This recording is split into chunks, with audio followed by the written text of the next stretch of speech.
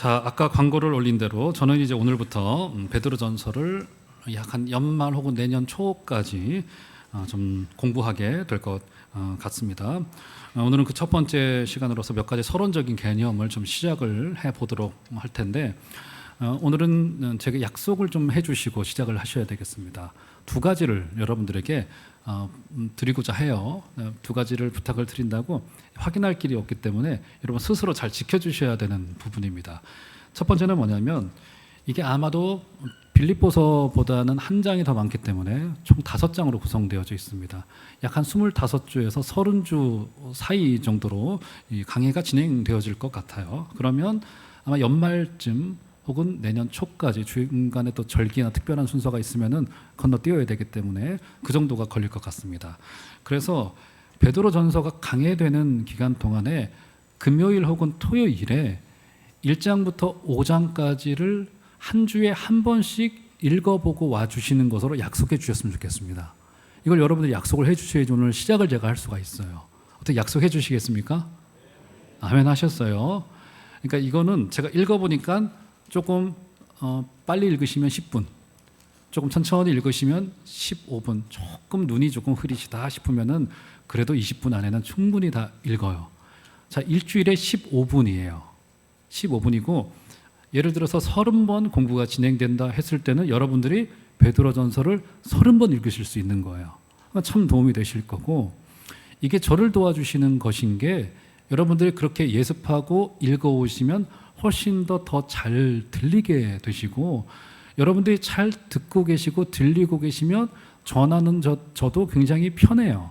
그게 느껴집니다. 그렇기 때문에 여러분 꼭 내가 미리 복습이랄 것도 없어요. 그냥 베드로전서 1, 2, 3, 4, 5장을 매주 한 번씩 읽고 온다는 약속. 지금 레몬티 바이블 진행되는 것은 그대로 읽으시고 항상 읽어오시는 것으로 부탁을 드리겠고, 또 한 가지 부탁을 드릴 것은 이 내용이 바울 서신서들과는 달리 흔히 이제 일반 서신서라고 부릅니다. 특별한 의미에서가 아니라 바울 서신서와 구분되어진다는 의미에서 일반 서신서다 이렇게 불러요.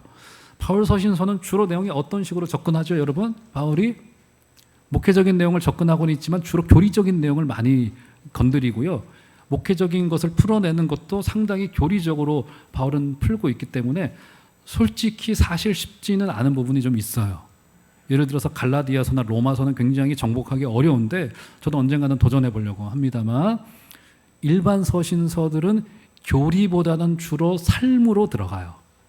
베드로전서의 주제도 마찬가지예요. 주로 시련, 고난이라고 하는 주제로 들어가지기 때문에 제가 드리고 싶은 말씀은 일단은 쉽다는 거예요. 그래서 물론 이제 쉬운 성경도 제가 어렵게 전하면 그게 문제가 되겠지만, 두 번째 해주셔야 될 약속은 그렇기 때문에 주일에 저와 같이 현장에서 혹은 영상으로 지금 예배하고 계신 분들도 늘 수십 명 들어오시는데, 이 예배를 드리시고 난 다음에 주중에 우리 교회 홈페이지에 들어오시면 누구나 혹은 여러분 스마트폰으로 누구나 편안하게 들으실 수 있도록 해두었고, 혹은 말씀 모아 어플에 가면은 우리 교회 설교가 늘 이제 와져 있습니다. 우리 그 찾기 어려우신 분들은 뒤에 있는 교육자님들께 도와달라고 하시면 어렵지 않게 설교를 한 번 더 들으실 수 있도록 도와드릴 거예요. 꼭 한 번 더 듣고 오시는 것으로 여러분들이 약속을 해 주시면 고맙겠다는 이야기를 드려요. 자, 뭐라고요? 두 가지죠. 베드로전서를 항상 한 주에 한 번씩 읽어 오시는 거하고, 그리고 설교를 한 번 더 듣고 돌아와 주시면 여러분들이 훨씬 더 은혜롭게. 그러니까 이것은 제가 좀 고민도 좀 했어요. 이거를 제가 이제 이렇게 요거에 한 반 정도 되는 소책자를 이렇게 만들어서 여러분 설교 요약도 여기에 하시고, 뭐 1장부터 5장 읽어왔는지 스스로 체크하는 것도 하고 복습했는지 체크하는 것을 만들어 볼까 하다가 여름에 날씨도 더워서 짜증나는데 그것까지 힘들게 해드리면 안 되겠다 싶어서 그냥 마음으로 포기를 했습니다. 여러분들이 알아서 스스로 혹은 이야기를 들으셨으면 구역자님들과 함께 부서에서 함께 한번 6개월 동안 해보자. 뭐 담임 목사께서 하신다는데 해보자 하는 결심을 가지시고, 혹은 가정에서 함께 해보시면 어떨까라는 제안을 드립니다. 괜찮으시죠? 네, 다 예라고 대답하진 않으시네요. 못 지킬 약속은 안 하시겠다는, 약속은 깨져도 괜찮습니다. 시도는 시작하시면 좋겠다, 이런 생각을 해 봅니다. 자, 오늘은 첫째 날이기 때문에 제가 지금 1부, 2부 때도 시간 배분을 잘못해가지고 좀 준비한 걸 못했고, 3부도 다 안 되면 다음 주에 좀 미뤄서 2절은 다음 주에 좀 해보도록 하겠습니다. 자, 오늘은 이제 베드로전서 첫 번째 시간이어서 서론적인 개념을 여러분들께 좀 드리고자 합니다. 자, 베드로전서의 진술 목적은 너무나도 명확하고 너무도 분명해요.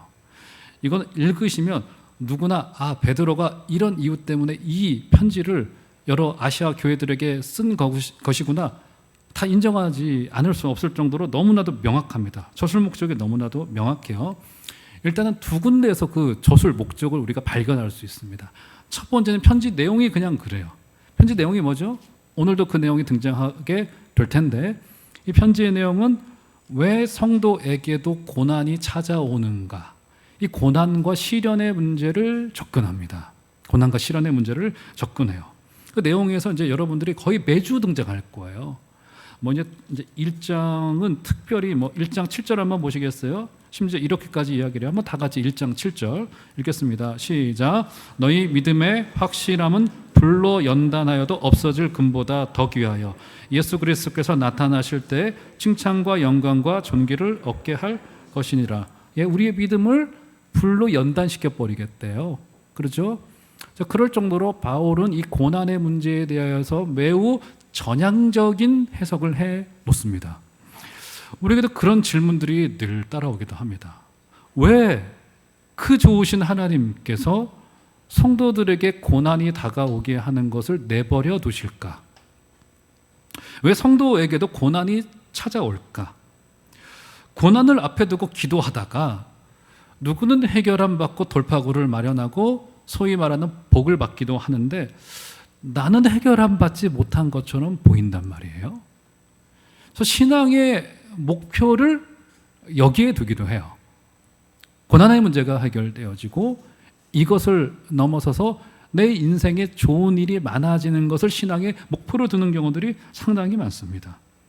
우리가 사실 이렇게 처리하면 간단해요. 고난을 당하는, 그러니까 이렇게 이해하면 간단합니다.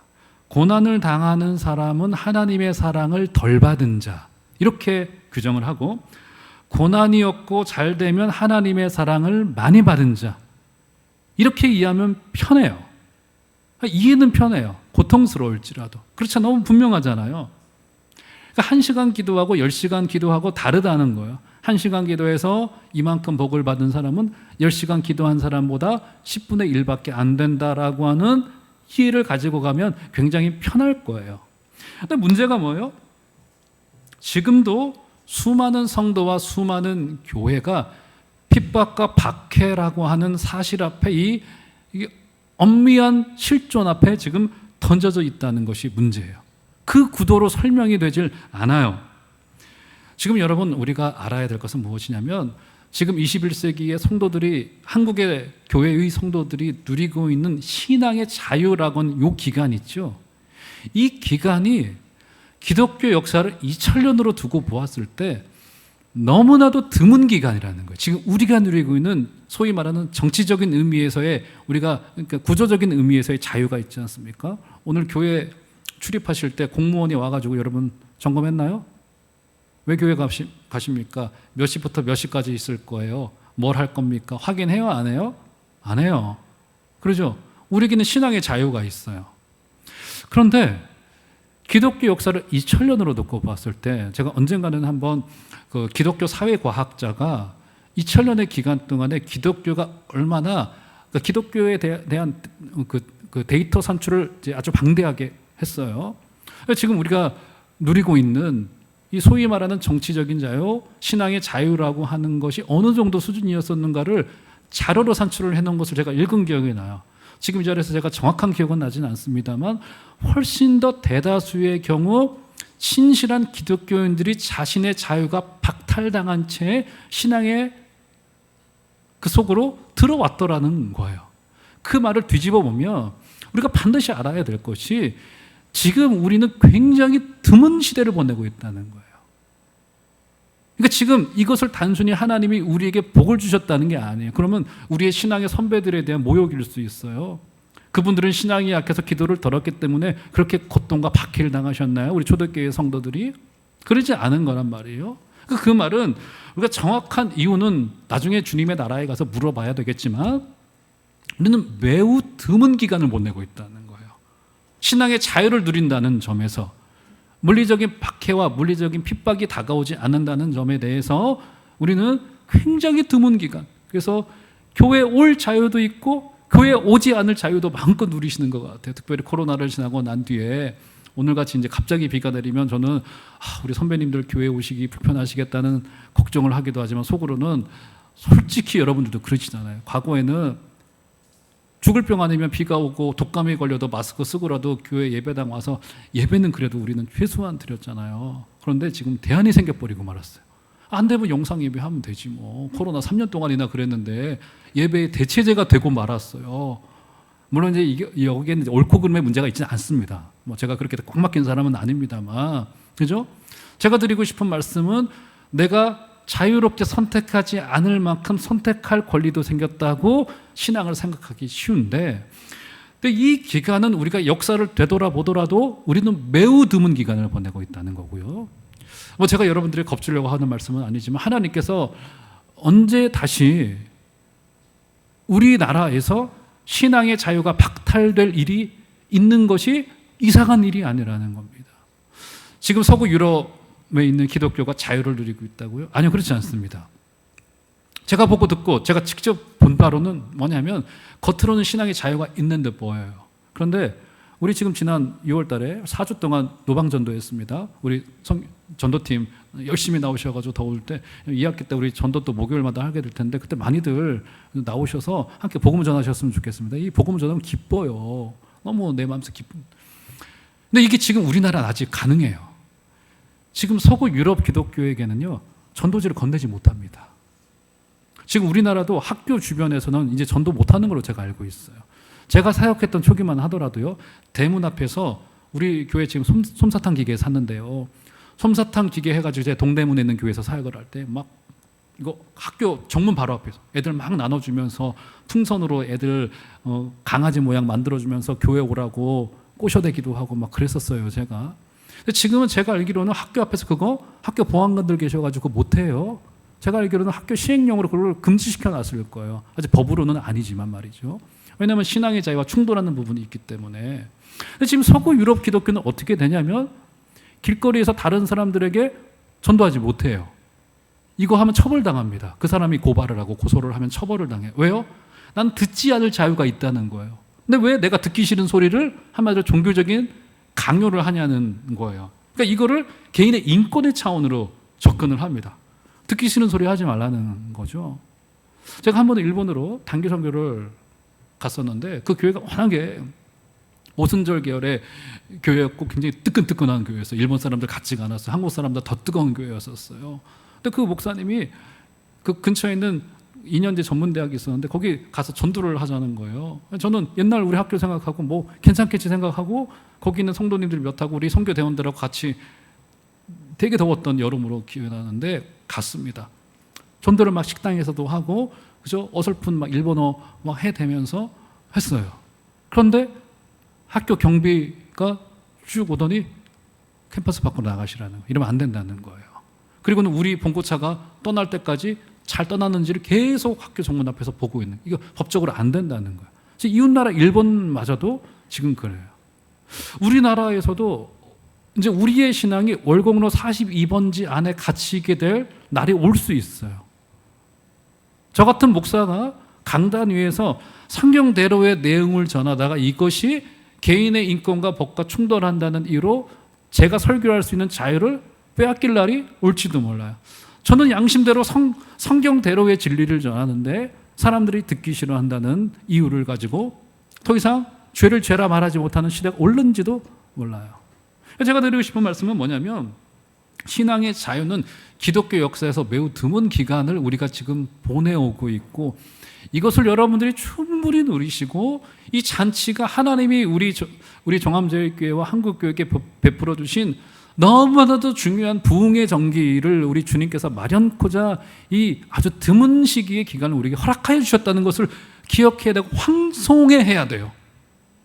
이게 당연한 게 아니라는 거예요. 황송해야 돼. 이거는 우리 하나님께서 우리 한국교회를 뭔가를 쓰시려고 하시는 모양인 거구나. 하지만 제가 보는 요즘에 드는 너무나도 무서운 생각 중에 하나는 지금 세속주의와 현세주의가 너무나도 강력해지고 개인의 인권과 개인주의가 거의 이제 우상화되어지는 시대 속에서 뭔가 또 다른 움직임들이 지금도 벌어지고 있는 거 여러분 다 알고 계시잖아요. 구조적으로 시스템적으로 법적으로 뭔가를 제한하려고 하는 움직임들이 벌어지고 있는 시대 속에서 만약 그런 날들이 온다면 우리 종합제일교회 성도님들은 과연 어떻게 반응하실까라고 하는 인간적인 두려움이 저한테 있어요. 베드로전서의 이 진술 목적은 너무나도 분명합니다. 그런 고난 가운데 지금 성도들이 과연 어떻게 견디어낼 것인가. 견디는 것을 넘어서서 복음 가운데 있는 그 영광과 그 찬란함과 그 아름다움과 그것이 우리의 삶 속으로 성도들과의 관계 속으로 가정 속으로 나중에 보면 남편들아 아내들아 하면서 가정을 건드는 이유가 거기에 있는 거예요. 우리 일상의 삶 속에 어떻게 이 복음이 영광스럽게 꽃피울 수 있을 것인가. 근데 그것을 이야기해주고 있는 거란 말이죠. 그래서 저술 목적은 그 내용에서 너무나도 분명히 보여온다는 거고요. 두 번째, 이 베드로 저자 베드로가 베드로 전서를 기록한 목적은 그러니까 이것을 어디에서 또 어떤 시기에 이것을 기록했는지를 알 때 그 목적을 좀 알 수 있습니다. 일단 이 베드로 전서는요, 베드로가 로마에서 기록한 것으로 알려져 있어요. 성경 한 군데 볼까요? 자, 베드로전서 5장 13절로 좀 뒤로 넘어가 보시면, 자, 스크린에 올려지지 않았어요. 여러분 성경을 한 3-4장만 뒤로 돌리시면 베드로전서 5장 13절 굉장히 중요한 구절 중에 하나입니다. 자, 편지를 마무리하면서 이런 이야기를 해요. 한번 다 같이 읽겠습니다. 시작. 택하심을 함께 받은 바벨론에 있는 교회가 너희에게 문안하고 내 아들 마가도 그리하느니라. 여기 두 가지가 눈이 가는데 한 가지는 여기 마가라고 하는 이름이 등장한다는 점이고요. 그러니까 베드로가 마가를 좀 챙겼던 것 같아요. 나중에 그 얘기는 하겠습니다만. 그리고 지금 택하심을 함께 받은 어디에 있는 교회라고요? 자기와 함께하고 있는 교회가 바벨론이라고 하는 도시를 언급해요. 근데 그 메소포타미아 문명을 이끌었던 그 도시 바벨론은 이미 멸망했어요. 그죠? 멸망했습니다. 여러분 성경 파노라마 들어보신 분들은 아실 거예요. BC 586년에 바벨론에 의해서 유다 나라가 멸망했고요. 그 다음에 페르시아 제국이 부상하고요. 그 다음에 알렉산드리 대왕을 중심으로 헬라 제국이 부상을 하고요. 그 다음에 로마 제국이 부상을 합니다. 그렇기 때문에 이미 오래전에 한 500년 전에 바벨론은 멸망을 당했어요. 이게 고대 도시 바벨론을 이야기하는 것이 아니라 이것은 요한계시록에 등장하고 있는 그 상징으로 등장하고 있는 바처럼 구약의 바벨론과 동치될 만한 신약에서의 세속 세력, 그러니까 반복음 세력의 상징으로 등장하는 로마를 도시 로마를 상징하는 것이 바벨론인 거예요. 그러니까 지금 베드로는 어떤 연유에서인지 로마로까지 흘러 들어가져 앉아 있었던 거예요. 근데 문제가 뭐냐면 사도행전에 보면은 베드로의 기록 중에 그가 아시아를 벗어나서 로마로 갔다는 기록은 한 군데도 등장하고 있지 않다는 점이 문제라고 하는 건데 여기서 발견할 수 있는 거예요. 그러니까 지금 어떠한 경로인지는 모르겠습니다만 지금 베드로가 로마에 들어가져 있었고 이때는 바울도 함께 네로 황제 치하에 구금되어져 있었던 상황으로 알려져 있어요. 자, 장소는 로마였어요. 그럼 시기가 언제였었냐? 자, 이 편지를 기록한 시기는 약 AD 62년, 63년경 정도, 여러분 머릿속에 두시면 좋겠어요. 62년, 63년경 정도로 지금 알려져 있습니다. 자, 이 시기를 아는 게 왜 중요하냐면, 자, 초대교회 시절에 굉장히 큰 사건이 한 가지가 벌어집니다. 그때가 언제냐면 AD 64년 7월 19일이에요. 이것은 정확한 날짜입니다. 워낙에 큰 사건이었기 때문에. 여러분, 이게 어떤 사건일 것 같으세요? 여러분 알고 계실 거예요. 여러분 저기 예전에 그 유머 1번지라고 하는 그 개그 프로그램에 그 최양락 씨가 네로 황제로 분하여 가지고 그 제목이 뭐였습니까? 그 최양락 씨가 너무 재밌었잖아요. 그 네로 황제로 분하여 가지고 막 미친 짓 하는 거 보여주고 이상한 짓 하는 거 하면서 막 개그했던 거 기억나시죠? 나중에 찾아보시면 있으실 거예요. 근데 그 장면 중에 하나가 거기 등장합니다. 개그 코너에. 네로 황제가 어떤 일을 벌여요? AD 64년 몇 월 며칠이요? 7월 19일. 자, 이거는 기억하셨으면 좋겠어요. 어떤 일을 벌이십니까? 어떤 일을 벌이시는 게 아니죠. 어떤 일을 로마에 불을 질러 버려요. 정신이 반쯤 이제 네로 황제가 실제로 지금 미쳐가고 있었던 거예요. 로마 시내에 불을 질러 버립니다. 여러 가지 정치적인 이유가 있다고 어떤 사람은 평가하지만 아마 그가 정신이 나가 있는, 이제 한마디로 이제 하면 정신병이 조금씩 찾아 들어오고 있었다고 어떤 또 역사학자는 이야기하기도 하고, 어떤 사람은 그가 일부러 불을 질렀다고도 평가를 합니다만 그건 몰라요. 어쨌든 그가 그날에 불을 지른 것만은 확실합니다. 어떻게 됐겠어요? 로마 시내에 불이 지금 일어나니까 이게 지금 어떤 일이야? 누가 이 불을 저질렀어? 우리도 그렇게 생각했을 거 아니겠습니까? 누가 저 지하철에 불을 저질렀어? 우리도 그랬잖아요. 그것처럼 지금 대도시 로마에 불이 났으니 지금 큰일이 난 거예요. 어마어마한 피해가 있었다고 알려져 있습니다. 그래서 그 뒤에 네로가 깜짝 놀라게 되죠. 큰일 났구나. 정치적인 수세에 몰리겠구나 해서 그때 화살을 로마 시내에 소수 있었던 기독교인들에게 그 화살을 돌리기 시작합니다. 이 기독교인들 반국가 세력이 지금 로마를 전복시키고자 로마 시내에 불을 놓은 거야. 그래서 그때로부터 기독교인들에게 그 가혹한 초대교회 한 200년 동안 가혹한 10대 박해라고 불립니다. 10대 박해에 관한 스토리를 읽어보면 너무너무 무서워요. 313년에 로마가 기독교를 인정하기까지 기독교인들은 수많은 죽음을 감내해야 되는데 그 시작점이 어디였냐면 AD 64년 7월 19일 로마의 대박해로부터 시작되어졌다는 것이 정설이에요. 사도행전에 기록되어진 박해 이상으로부터 시작하여서 엄청난 위기를 겪는데 그때 베드로와 바울이 로마에 있었던 것으로 알려지고 있고, 이 서신서는 바로 대화재 직전에 기록된 것으로 알려져 있습니다. 약 AD 63년으로 주로 봐요. 학자들은 AD 63년 말로 봅니다. 그래서 왜냐하면 워낙에 대화재가 큰 사건이었기 때문에 아마 베드로가 그 이후에 편지를 썼다면 그 이야기를 언급했을 것이다 라고 해서 아마 그 직전에 기록한 것으로 보는 거예요. 자, 그러면 사람이라면 그가 로마에 있었기 때문에 특히 바울도 그랬고 베드로도 그랬고 감지할 수밖에 없었을 거예요. 뭘요? 폭풍전의 고요함이, 이제 저 로마의 자리를 틀고 앉아있는 네로를 바라보니까 심상치가 않은 거예요. 저 로마의 정치의 움직임을 보니까 지금 소수 세력으로 남아있는 기독교인들의 어려움이 찾아올 것이 너무나도 눈에 금방 드러나게 되어져 있는 거예요. 그래서 바울과 베드로도 그 대화재 이후에 사형당한 것으로, 순교당한 것으로 알려져 있는 거 아니겠습니까? 그래서 베드로는 대화재 직전에 움직여지는 영적인 기상도를 바라보고는 우리 기독교인들에게 이제 이 어려움이 찾아올 수밖에 없겠구나. 또 현재도 어려움을 겪고 있었죠, 마침. 그래서 그 고난 속에서 우리가 믿고 있는 그 길이 옳고, 또 아무리 큰 고난이 찾아온다 하더라도 우리가 알고 있는 이 복음 속에 담겨져 있는 그 영광이 얼마나 큰 것인지를 증언하기 위하여서 이 편지를 쓴 것이다 라고 보는 것이 진술의 목적인 거예요. 그래서 초대교회의 역사가 유세비우스라고 하는 사람이 베드로의 마지막 순교 장면을 이렇게 기록을 해놓았습니다. 제가 그대로 가지고 왔는데요. 읽어드릴게요. 마침내 그는 베드로예요. 베드로는 로마에 다다랐고 머리를 아래로 하여 십자가형으로 처형되었다. 왜냐하면 그가 그러한 형태로 고난받기를 요구하였기 때문이다. 고 그의 마지막 순교의 장면을 묘사해두고 있습니다. 자, 편지의 발신자는 베드로다. 베드로가 고난 중에 복음의 영광과 그 가운데 굳건히 서라는 그런 복음을 설명하기 위해서 이 편지를 아시아의 여러 교회들에게 썼다는 점을 먼저 설명을 해드립니다. 자, 그 다음으로 한번 보실까요? 자, 1절 다시 가보시면, 자, 이제 편지의 수신자들을 이렇게 묘사를 하는데 이것을 한번 읽어보셨으면 좋겠습니다. 자, 1절 다 같이 다시 한번 읽겠습니다. 시작.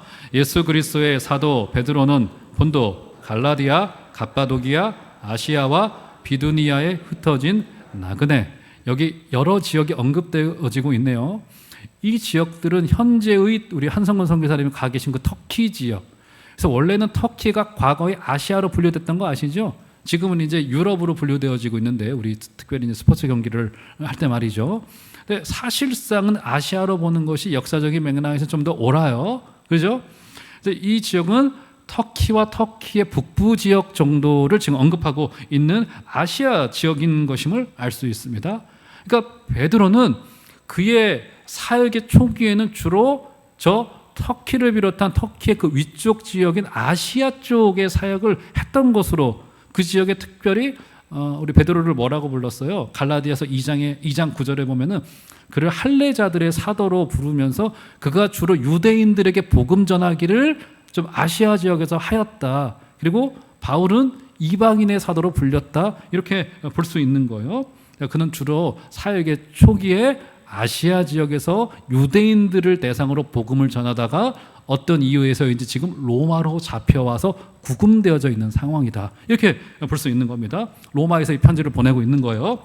자, 그러면서 1장 1절 다시 되돌아가 보시면 그런데 맨 끄트머리에 굉장히 특기할 만한 표현 한 가지가 등장하죠. 뭐라고 표현하고 있습니까? 예, 아시아에 있는 교회들을 향하여서 그들을 흩어진 나그네라고 하는 매우 독특한, 제가 알기로는 바울은 한 번도 안 썼어요. 맞을 겁니다. 제가 확인을 해보겠습니다. 다음 주에 말씀드릴게요. 한 번도 이 표현을 안 썼어요. 지금 베드로는 아시아에 있는 성도들을 흩어진 나그네라 불러요. 굉장히 특기할 만한 표현인데 제가 여러분들에게 한번 여쭤볼게요. 나그네 하면 뭐가 떠오르십니까, 여러분? 굉장히 낭만적으로 들리지 않으세요? 저는 굉장히 낭만적으로 들려요. 우리 최희준 선생님의 최희준 선생님 맞나? 최희준 선생님의 인생은 나그네 길이잖아요. 제가 한번 언젠가 우리 교회 기관반 발표할 때 제가 구성지게 한가라 꺾어드리도록 할 테니까 제가 임영웅 먹지 않습니다, 여러분. 기대하시기 바랍니다. 나그네라고 하면 굉장히 낭만적으로 들리죠? 그죠? 남자가 뭔가 이렇게 낭만을 가지고 인생을 즐기는 모습으로 들리는 것이 나그네잖아요. 자, 그런 의미가 없지 않아 좀 있어요. 흘러가는 대로 살아간다. 이런 나그네, 한국적인 정서에서의 나그네도 어느 정도 있습니다만 여기에서는 굉장히 중요한 두 가지 특징이 있다는 점을 여러분들에게 좀 말씀을 드려야 될 것 같습니다.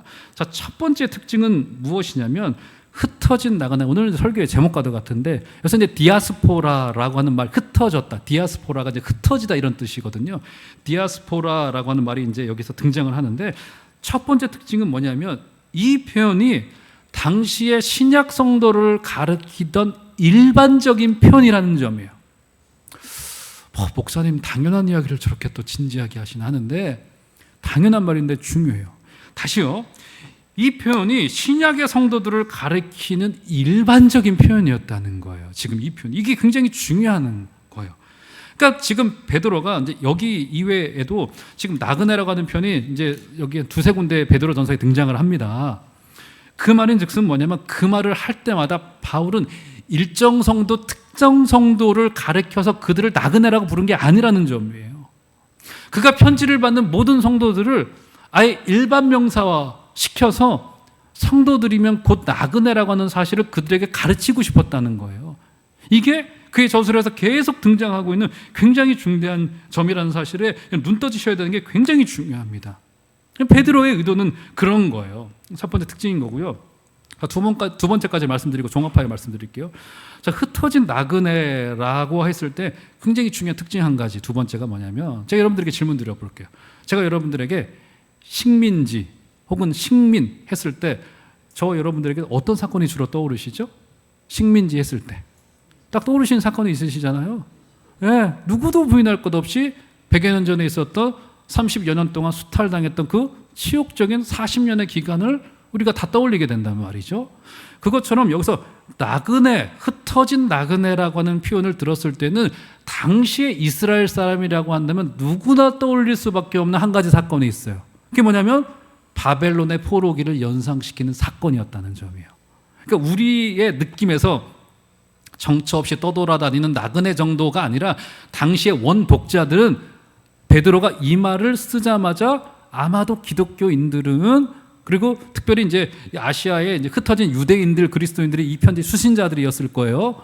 그래서 그 편지를 들었을 때, 바벨론의 70년의 포로 기간을 지금 염두에 두고 베드로가 상징으로 설명을 하고 있는 거예요. 자, 그러면 제가 한번 여러분들께 한번 이렇게 설명을 해보겠습니다. 그들의 삶이 다양했을 거예요. 자, 대표적인 인물, 그 바벨론 포로기를 보냈던 성경에 등장하는 인물들 누가 있죠, 여러분? 한번 떠올려 보시겠어요? 누가 떠오르십니까? 네, 누가 떠올리세요? 네, 하지 마시고 대답을 해주셔도 되겠습니다. 누구죠?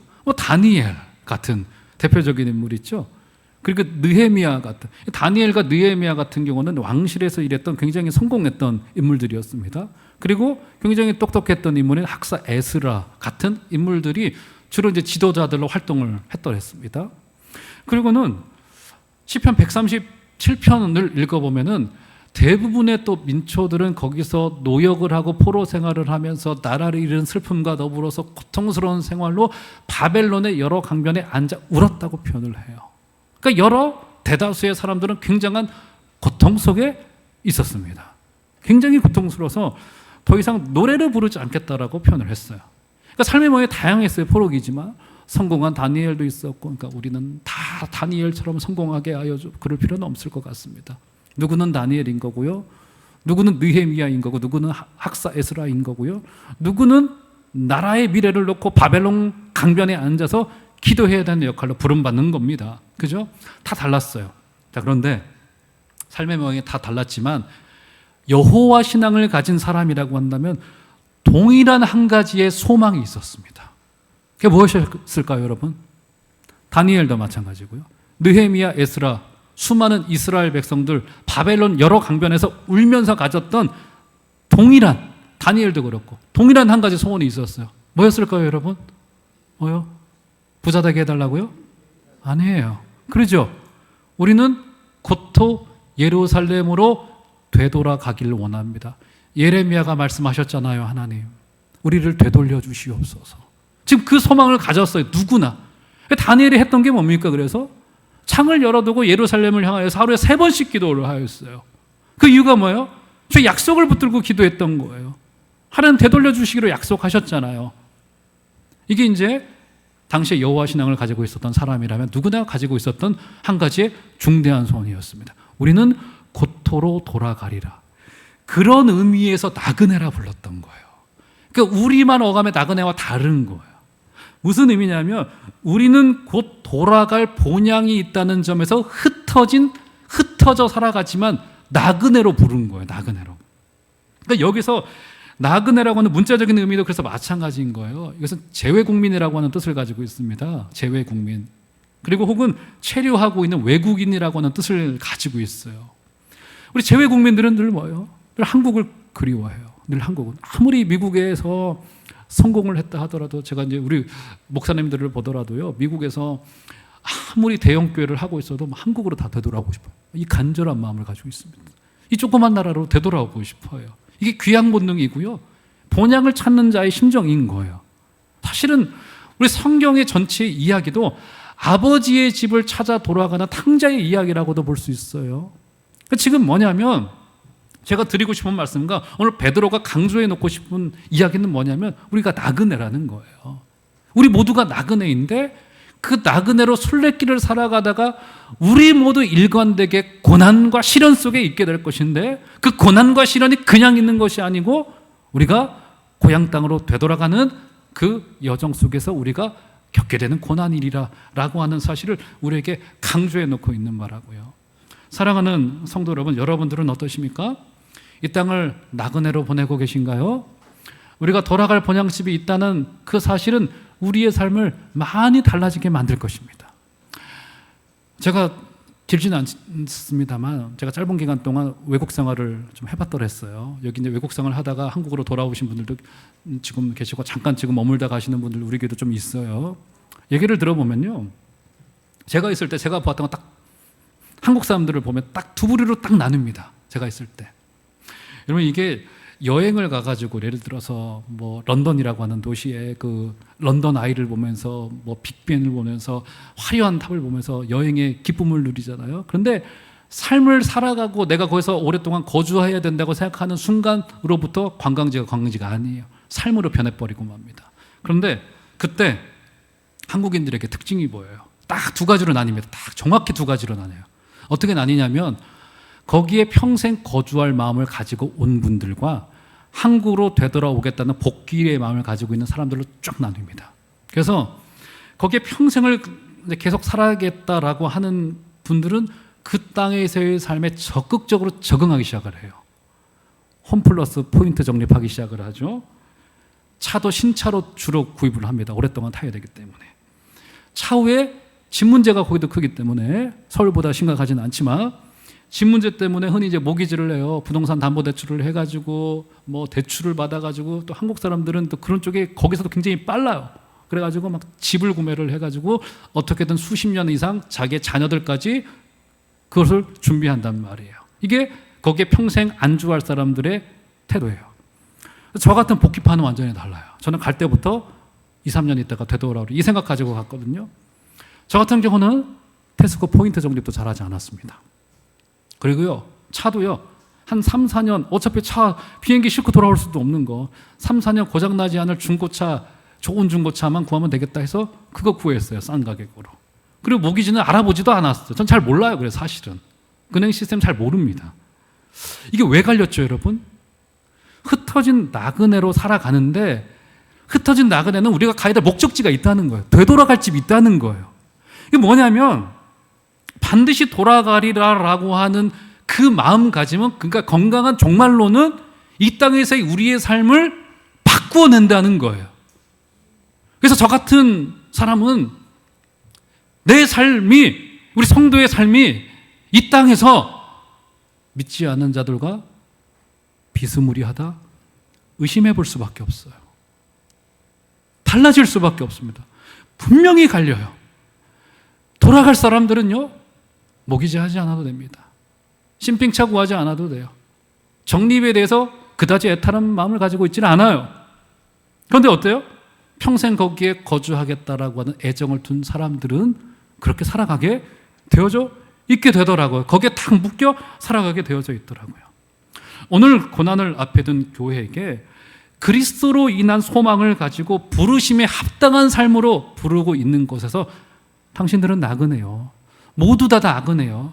이제 주를 바라보는 그 마음을 가지고 이 땅의 그 복음의 영광을 가지고 살아내야 되겠어 라고 하면서, 그렇기 때문에 서로 사랑하셔야 되고, 이제 그 말이 곧 등장할 거예요. 아내를 사랑하셔야 되고요, 남편을 사랑하셔야 되고요, 교회를 기도로 세워가셔야 되고요 하는 이야기들의 윤리적인 이야기가 따라오는 그 근거의 시작이 바로 나그네로부터 시작되어진다는 점을 사랑하는 여러분, 눈 떠지시는 여러분들 되시기를 주의 이름으로 축원합니다. 그래서 보세요. 자, 2절 읽어보고 말씀을 정리할게요. 곧 하나님 아버지의 미리 아심을 따라 하나님이 이 일을 미리 준비하셨다는 거예요. 성령이 거룩하게 하심으로 성령이 우리를 거룩하게 만들어 가실 것입니다. 이 땅에서 순종함과 예수 그리스도의 핏부림을 얻기 위해, 이게 이 땅에서 살아가는 우리의 목표이셔야 됩니다. 우리는 순종을 위하여서, 그러니까 단순히 천국 가기 위하여서 부름받은 게 아니라는 거예요. 순종을 위하여서 핏부림을 얻는다는 게 뭡니까? 출애굽기의 배경이죠. 피 뿌린다는 것은 정결의식을 행한다는 거예요. 우리의 삶을 통하여 이 땅을 정결하게 하는 역할들로 우리를 이 땅에서 부르셨다는 거, 그 삶의 목표를 가지고 가셔야 된다는 거예요. 순종과 정결이라고 하는 삶의 목표를 가지고 택함 받은 자들에게 편지한다고 오늘 성도들에게 이야기하고 있습니다. 사랑하는 성도 여러분, 말씀을 정리해 보도록 하겠습니다.